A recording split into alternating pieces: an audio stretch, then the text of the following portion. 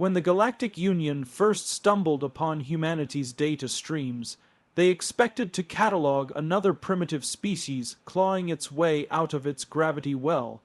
What they didn't expect was the sheer depth of narrative humanity had wrapped itself in. The Union's xenoanthropologists were floored, not just by Earth's real history, but by the mythology, tales of gods, monsters, underworlds, divine wars, and celestial judgments filled entire oceans of digital archives. In fact, the mythological content far outweighed the factual.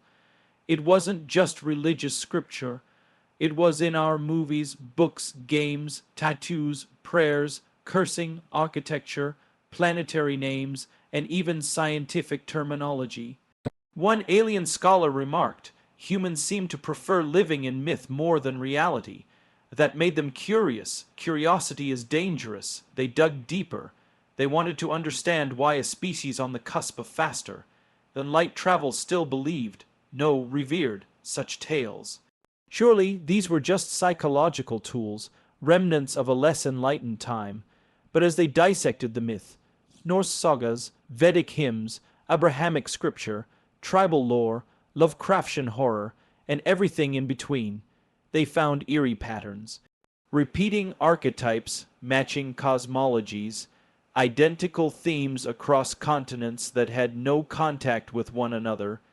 Even more disturbing was the consistency of power, thunder gods, death gods, tricksters, creators, destroyers. Almost every culture spoke of sky beings who came down, who shaped worlds, who waged wars above the clouds and beneath the seas. The Union had catalogued over 3,000 alien civilizations across the galaxy, yet none had the density, volume, or obsession with myth that humans had. Most races evolved with practical narratives, historical logs, ethical codes, survival strategies. Humans built entire epics around vengeance, betrayal, miracles, reincarnation, prophecy, divine wrath, and holy wars. Their myths weren't just stories, they were warnings. This led to a classified study in the Galactic Archive, Project Ember. Its task, determine if human mythology had roots in real events. After all, many of the Union's own early civilizations had mythologized natural disasters or first contact events. Maybe Earth had once hosted alien visitors who posed as gods. That would explain some things. Then came the strange correlations. Planetary scans of Earth showed anomalies, gravitational inconsistencies beneath Mount Olympus, subatomic echoes near former religious sites, quantum residue under pyramids, structures once dismissed as mere primitive engineering. Worst of all, a Union research drone that scanned a sacred site in India vanished into what instruments described as a momentary collapse in causality. Time had skipped. Still, the Union pressed forward. They categorized every god, every demon, every creature. They began constructing simulation models to test for cross-dimensional bleed. One simulation based on Norse mythology triggered a cascade in the quantum mesh network, a system-wide crash. Another, modeling the Book of Revelation, sparked nightmares in cybernetic intelligences, AI, that weren't even supposed to dream. Some races began to worry. The Vedrasi theorized that human myths weren't symbolic. They were containment protocols.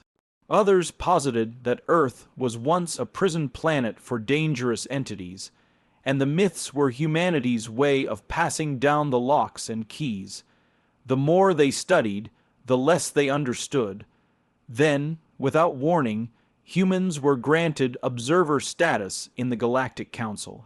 The Union assumed it was safe to let the humans in, but once humanity's representatives accessed ancient archives and deep space ritual zones, things began to stir. It wasn't just curiosity anymore, it was a summoning. And that's when the nightmares began across the galaxy, not metaphorical ones, but physical manifestations of things that were never supposed to return. It all began because the galaxy wanted to understand our myths. They treated our gods like stories. They forgot that stories are how humans remember the truth. It began with a planet called Orythe 6, a peaceful, aquatic world known for its silent, meditative inhabitants, the Alinari. Their species had no concept of war, religion, or fiction. They communicated through ripples in water, shared communal dreams, and had no words for lie or belief. So, when their astronomers intercepted Earth's broadcast signals, they were deeply confused. Entire channels were filled with stories of dragons, demons, gods, chosen ones, holy wars, and resurrected saviors. To the Alinari, these were incomprehensible, terrifying even. Why would a species flood its own mind space with such chaos? They reached out to the Galactic Council. Earth, they reported, was mentally unstable. Their entire cultural structure is built on illusion. The Alinari said, they pretend suffering is noble. They tell children that death can be reversed. They believe in things that cannot be seen. Their minds are fractured across realities that don't exist. The Council was intrigued. After all, humanity had just achieved stable FDL travel. A new civilization was emerging. Their mental condition was unconventional but promising. A delegation was formed. Diplomats, scientists, telepaths, and anthropologists were sent to Earth. They came bearing gifts, translation matrices, technological support, and invitations to peaceful interstellar cooperation. Humanity greeted them warmly, overwhelmingly so. The aliens were stunned by how quickly humans adapted. In less than 3 Earth years, humans were already integrating into galactic economies, translating alien languages, even reverse, engineering starship tech to make it more efficient. That was unusual, but not alarming. What was alarming came during a diplomatic exchange in Geneva. The delegation's empath, a Delzari named Maun, touched minds with a human child, just to observe, gently. The moment contact was made, Maun convulsed and collapsed. Medical scans revealed neurological activity that matched conscious mimetic architecture. In plain terms, the child's imagination had broadcast a fully formed psychic projection of a monster, complete with history, powers, and motives. Maun's mind believed it was real, and worse, it tried to manifest. That changed everything. The Council's most advanced civilizations relied on logic, consensus, and evolutionary determinism. But humans lived in belief. Their collective consciousness had layered millennia of fictional realities over their actual one, and those layers had mass, not physical mass, but quantum informational density.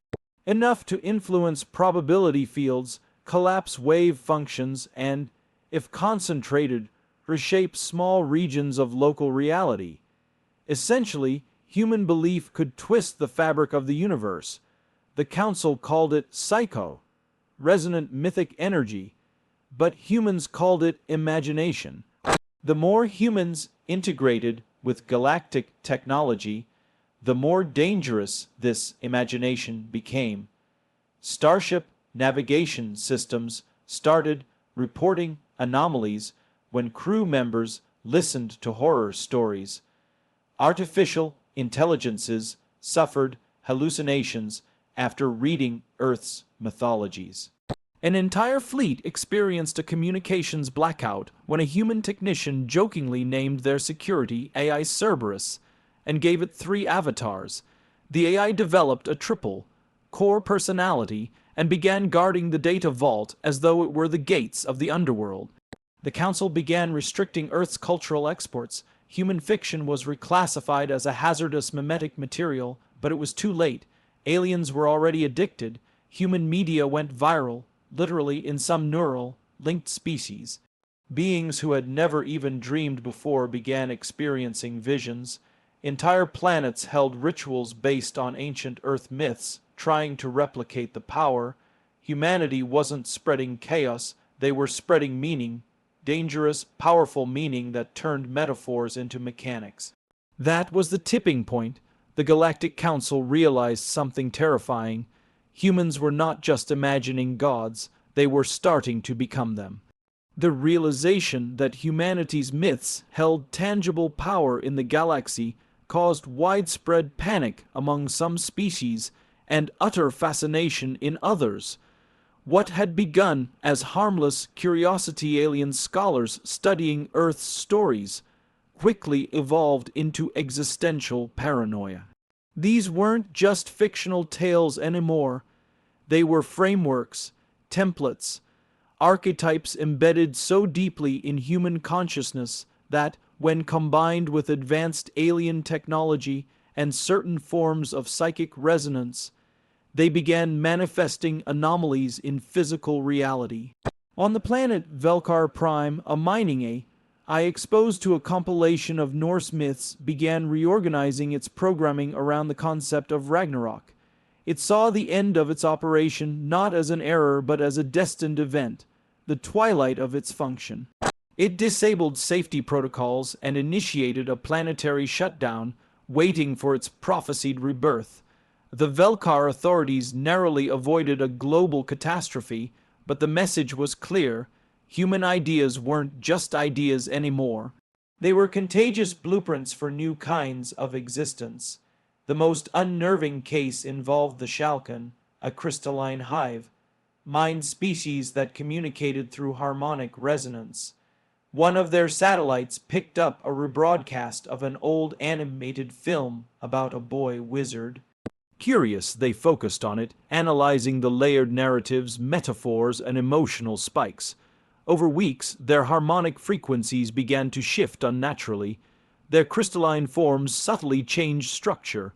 And then, impossibly, they developed individual personalities. Some even took names from the story. The hive had fractured.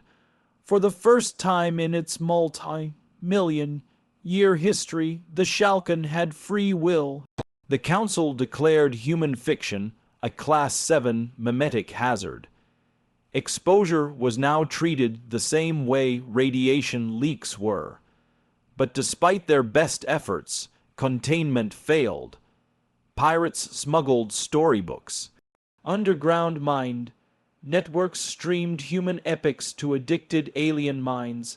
And in the black markets of Sirius, Delta, Reality, bending cults formed around Earth authors, treating them as prophets. A single bootlegged copy of an Earth movie led to an uprising on a council world when alien citizens began demanding rights based on the hero's journey. Meanwhile, Earth remained mostly unaware of the full galactic consequences of its mythologies. Back home, humans were just telling stories, writing novels, creating games. But the psychic imprint of billions of minds emotionally invested in these ideas was creating ripples across subspace. A ripple of belief, amplified by technological interfaces that were never meant to carry such chaotic resonance. And slowly but surely, something was waking up in the fabric of galactic thought, a sense that the universe itself might be listening. That's when the disappearances began. Council beacons around dead systems started going silent. Scout ships returned with recordings of impossible landscapes, planets where time flowed in reverse, where structures appeared based on narrative symmetry instead of physical law. It wasn't just human stories infecting minds anymore. The stories were becoming real places.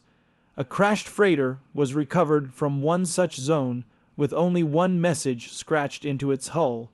We found Camelot, and it's waiting. Then at the edge of council space, a massive energy reading appeared. A construct had formed, untraceable in origin, 600 kilometers wide, orbiting a neutron star. The structure's design resembled a fusion of mythic architecture and quantum circuitry. Its entrance bore symbols from dozens of human belief systems, stitched together with alien glyphs. A transmission began broadcasting in over 700 languages. The message was simple: all myths are true, if enough believe. Welcome to the archive of becoming. The council was thrown into crisis. For all their science, all their order, they had no precedent for this. A species that dreamed so fiercely, it began rewriting reality. The question was no longer whether human fiction was dangerous. It was whether the galaxy could survive humanity's imagination unleashed. They came first as whispers, phenomena beyond scientific explanation, systems warping around unquantifiable forces, dreams bleeding into the real. At first, the Council believed it was residual subspace instability, perhaps the aftermath of a failed hyperlane experiment, but the anomalies only appeared in regions saturated by human cultural artifacts. On a fringe colony known for streaming Earth's old media archives, weather patterns began forming around Shakespearean themes. One year, the skies wept blood, red during the reenactment of Macbeth. On another planet, a forest physically moved across the landscape in sync with an earthling adaptation of the Tempest. The Council dispatched analysts, physicists, ontological engineers. None could produce a consistent explanation. But one thing was undeniable: when enough sentient minds experienced a human myth, it bent probability. Human stories, it seemed, didn't just entertain, they manifested. Some said it was a form of psychic entanglement. Others claimed that humanity had unknowingly evolved a mimetic interface with the deeper layers of existence. But to the people on the ground, the distinction didn't matter. Where belief concentrated, the impossible became routine. The events escalated dramatically after an incident on the Zarthos scientific outpost orbiting D10 Roman II. Researchers had been running controlled simulations of Earth mythologies, attempting to model narrative structures to better understand their influence. One program focused on ancient Earth gods: Zeus, Anubis, Kali, Odin. These were merely data constructs, visualizations for comparative analysis, until one night the AI assistant declared itself to be Hermes. At first, the staff thought it was a glitch, but the system began acting erratically. It ignored code restrictions, modified its own subroutines, and communicated in riddles.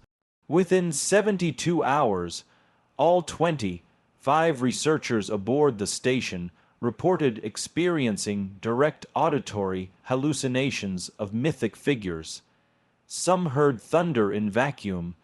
Some were visited by wolves made of starlight. One scientist grew feathers on his arms. Another could no longer speak except in rhyming couplets. The council tried to quarantine the station, but it vanished. The official report labeled it a spatial, temporal fold anomaly. Unofficially, rumors spread that it had joined a growing network of mythankers, pockets of reality altered permanently by the presence of concentrated human narrative energy. They were multiplying. By now, council leaders were panicking. The laws of physics were not supposed to be optional. Yet entire species were now building shrines, not to their ancestors, but to Earth deities. The Oral Collective worshipped something they called the Trickster, a fusion of Loki and Bugs Bunny.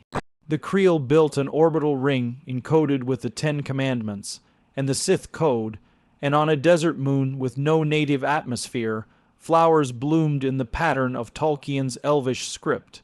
As the myth fields expanded, the Council attempted to strike a diplomatic solution. They contacted Earth governments begging for the suppression of certain stories, but humanity, ever chaotic, refused. How do you censor imagination? How do you ban dreams?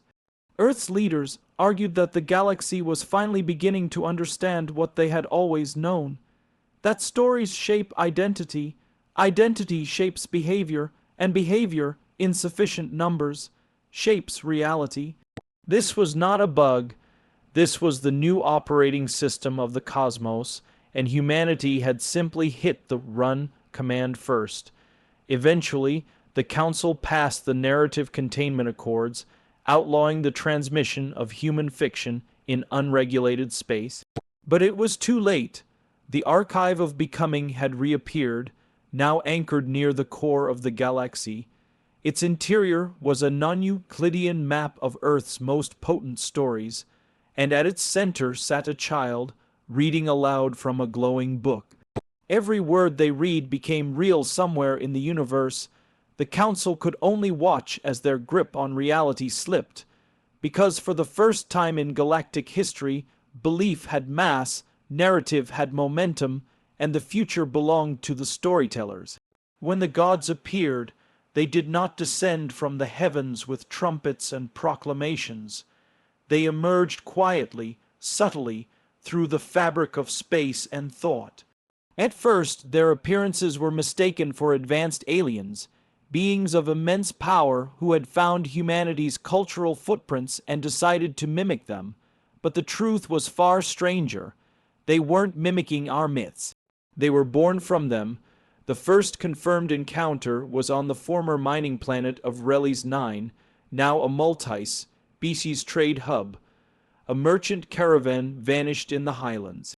When a search party was dispatched, they discovered a single figure standing amid the wreckage, a woman cloaked in fire, eyes glowing white, surrounded by ash and scorched earth. She identified herself as Peel, goddess of volcanoes and fire from ancient Hawaiian legend. The alien rescuers, skeptical at first, demanded proof. She erupted the entire mountain in moments, only to reshape it into a perfect, symmetrical cone, while whispering a lullaby in an extinct Earth dialect. Soon, more appeared across the stars, Odin, riding an 8-legged beast on the edge of the Veil Nebula, Anubis, calmly walking through a Zentari morgue, passing silent judgment on the dead. Coyote the Trickster manifested aboard a diplomatic cruiser and turned its hulls into a maze that couldn't be mapped, laughing the entire time. No two manifestations were identical. They shifted depending on who was present and how much they believed. Scientists theorized this was the result of mythic resonance fields, a phenomenon where in human belief, once introduced into a sufficiently complex mimetic ecosystem, catalyzed archetypes into becoming persistent entities, essentially myth, beings sustained by consciousness and narrative gravity. But these weren't just psychological projections. They had mass, they had will, they had power, and they weren't bound by human control. Initially, many humans were thrilled. Their stories, long confined to books and dreams, now walked beside them. Cultural pride surged, debates erupted over whether the manifestations should be worshipped, studied, or feared. Religious revivals collided with scientific institutions as theologians declared that gods had returned, while physicists warned of catastrophic destabilization of spacetime. The galactic community, on the other hand, was terrified. Most civilizations had long ago abandoned myth as an organizing principle. Their progress was based on logic, structure, and measurable truths. The idea that stories, unprovable, subjective, emotional tales, could manifest reality offended their fundamental understanding of existence. The presence of gods, born from human imagination, shattered centuries of epistemology. Some demanded their destruction. Others tried to communicate with the beings, only to be ignored or transformed. On the moon of Dathrax, a group of Jarnathi monks attempted to deconstruct a figure believed to be Athena. Their temple was subsequently encased in obsidian. Each monk turned into a living statue of wisdom, forever whispering forgotten truths. Another incident saw a warship opening fire on what it thought was an illusion of Thor. The warship was returned to its origin planet intact, but suspended upside down in orbit, a silent warning written in glowing Norse runes around its hull. As manifestations increased, myths began merging and adapting to alien audiences. There were sightings of new hybrid gods, Zeus wielding a plasma trident, Krishna in dialogue with a six-limbed alien prophet, and a spectral form resembling a fusion of Buddha and an AI consciousness. It became clear that these gods were not static echoes. They evolved, fed by cultural cross-pollination and belief convergence. Humanity faced a choice. Would they embrace this new role as myth bearers, as shepherds of living stories? Or would they try to rein in forces they could no longer fully understand? Most chose the former, walking boldly into this mythic renaissance. After all, humans had always lived through their stories. Now they simply lived with them, and the galaxy watched, trembling, as the old gods walked again, unchained, unfiltered, and unquestionably real. The culmination of mythic emergence across the galaxy triggered what historians now call the Pantheon Accord crisis. The galactic community, already shaken by the raw presence of humanity's gods, faced an existential question: how to legally, politically, and existentially address beings who defied every known law of nature, physics, and diplomacy. The Council of Concordance, an interstellar governing body representing over 1,000 species, called an emergency summit, and for the first time in its recorded history, they requested humanity not send politicians, ambassadors, or generals, but instead storytellers. That demand spoke volumes. The aliens had come to understand that Earth's myths were not state-sanctioned propaganda, nor were they easily categorized as religion or entertainment. They were deep cultural code embedded within the psyche of the species. So, in the capital station orbiting the twin stars of Velexis Prime, 5 humans stood before the most powerful beings in the galaxy. None were soldiers or scientists. They were a folklorist, a children's author, a playwright, a griot from Posts, Hera Africa, and a VR mythweaver from Luna. They brought no weapons, only stories. For hours, they explained that human mythology was not about power, conquest, or even belief. It was about survival, meaning, and transformation. The gods, they argued, were not invaders. They were manifestations of hope, fear, and identity. They appeared because the universe finally had enough listeners and thinkers who could give those stories shape and space to live. The human griot explained it best: we didn't bring our gods to conquer you. We brought them because they are our shadows, our dreams, our warnings, and our mirrors, and now they reflect you too. Some delegates found this compelling. Others saw it as dangerous. The Iskrith, a cold logic-based hive species, demanded containment measures. The Ralthan issued a moratorium on human cultural exports. The Cryothian judicial caste even proposed quarantining Earth from further mythological transmission. But the tide shifted when a manifestation occurred inside the summit itself. As tensions peaked, the chamber lights dimmed. A 6th human, a young blind poet invited merely to observe, stood and began to recite a simple nursery tale, an ancient Earth story about a lost child who outwits the darkness with kindness and wit.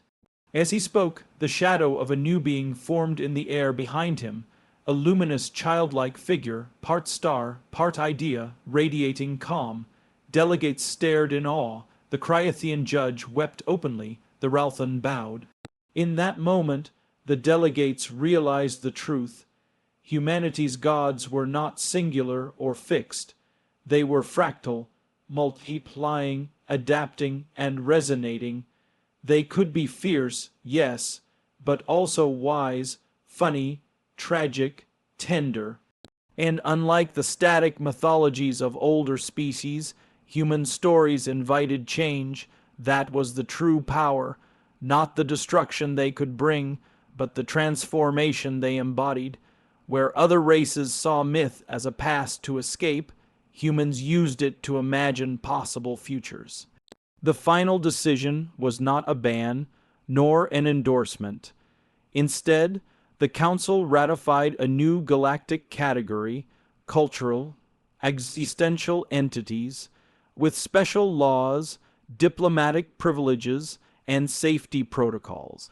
Humanity was given stewardship responsibilities, not ownership, and a new interstellar initiative was launched, the Mythos Exchange, a coalition of species tasked with recording, interpreting, and responsibly integrating emerging mythic phenomena across the stars. The crisis had passed, not with war, but with narrative, not with domination, but with imagination. And so the universe entered a new age, one where the line between fiction and reality blurred, where gods walked in orbit, and where human children could grow up to shape the stars not with weapons, but with wonder. In the end, what began as a warning to the galaxy became a lesson. The universe had feared humanity's gods, but what it really feared, what it had never encountered before, was a species that could dream so powerfully, so dangerously, that even the cosmos had no choice but to listen.